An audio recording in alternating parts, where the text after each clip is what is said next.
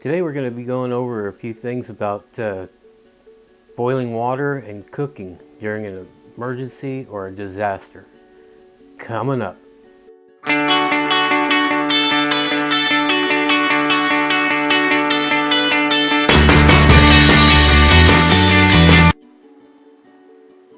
People prep for many different reasons.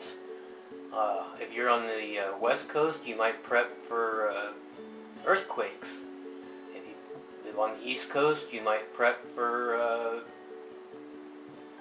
hurricanes. If you live up in the far northeast, you might prepare for blizzards, or up in the far north, blizzards. Down here where I live, in Oklahoma area, I mainly prep for basically anything that might come, but one thing we have to worry about here is tornadoes. And of course, everybody knows you can't live without food and water.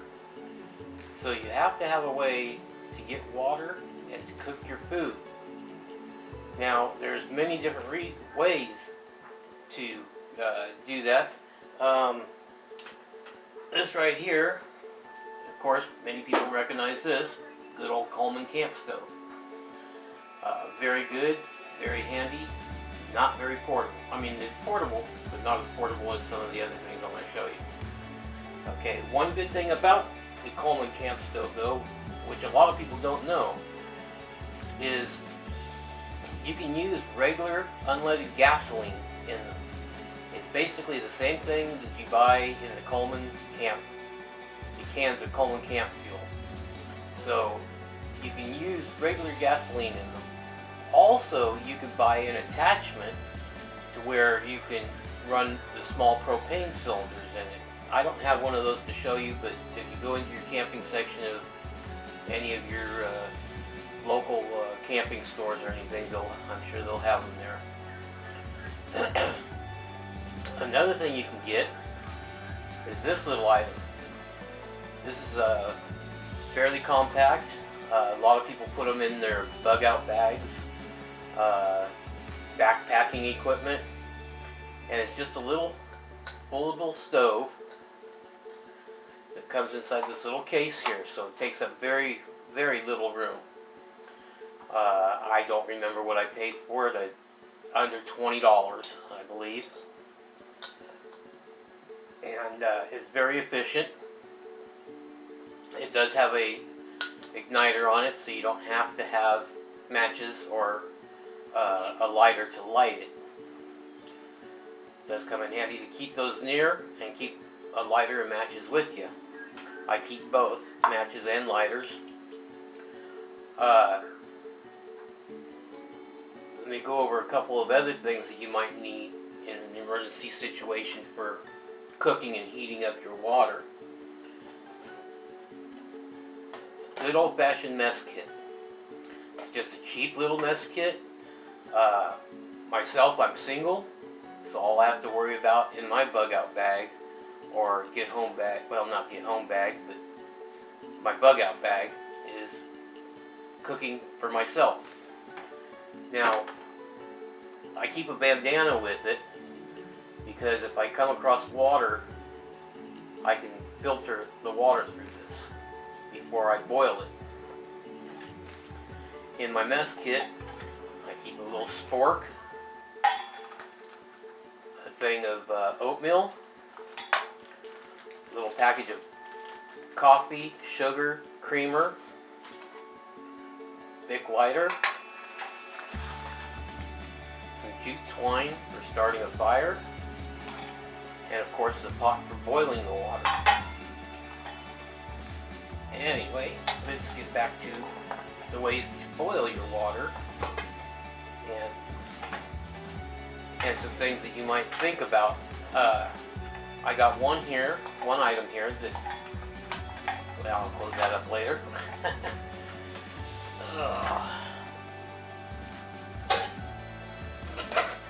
Okay, this here you've probably seen on other YouTube videos. It's a alcohol stove, or as some people call it, a penny stove.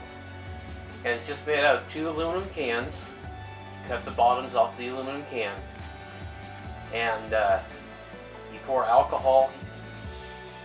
Well, I'm not going to go over it. I'll do a detail of making one of these in another video.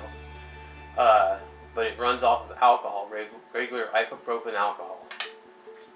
And it's very easy to make, very, very lightweight, and portable. I keep mine inside of a bean dip can, so, because of course you know aluminum crushes easy, so keep that in there. Of course, once you have these items to cook with and boil your water, you'll need something to light them with. I always keep matches and lighters in my bug out. This is just a regular Bic lighter. This here is what they call a permanent match, and it just takes lighter fluid in it, and very good for starting a fire.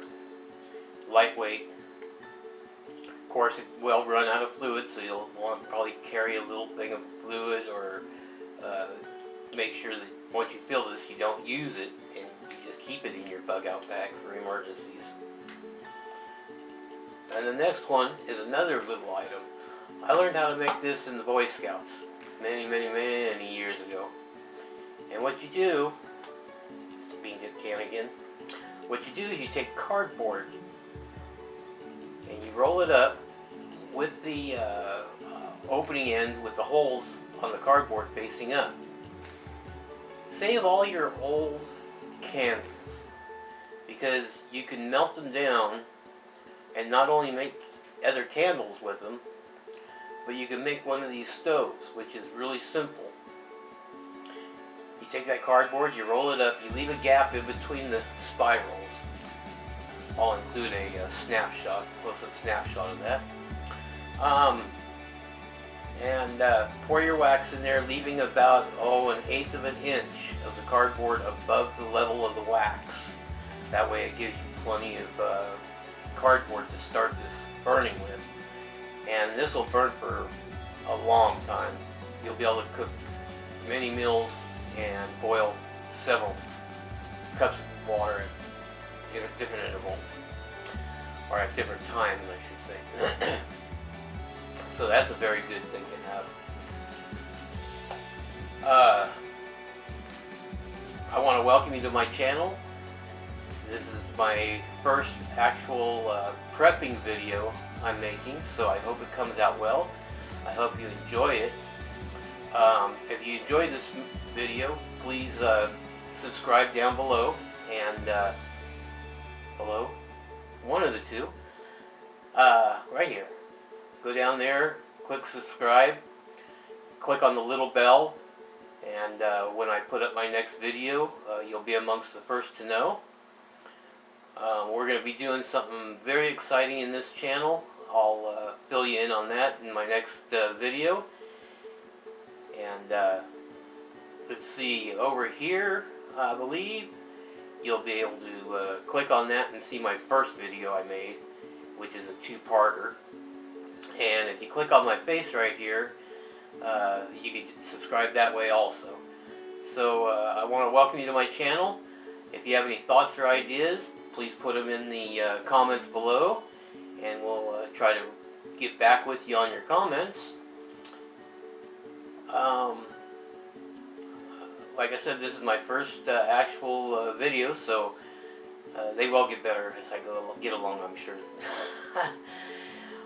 Like I said, any comments below. I hope to gather a community of people on this channel so that we can exchange information, ideas, because I'm on a learning curve here. Anything that you can throw in there in the comments, suggestions, ideas, much appreciated. Well, until my next video, have a good evening.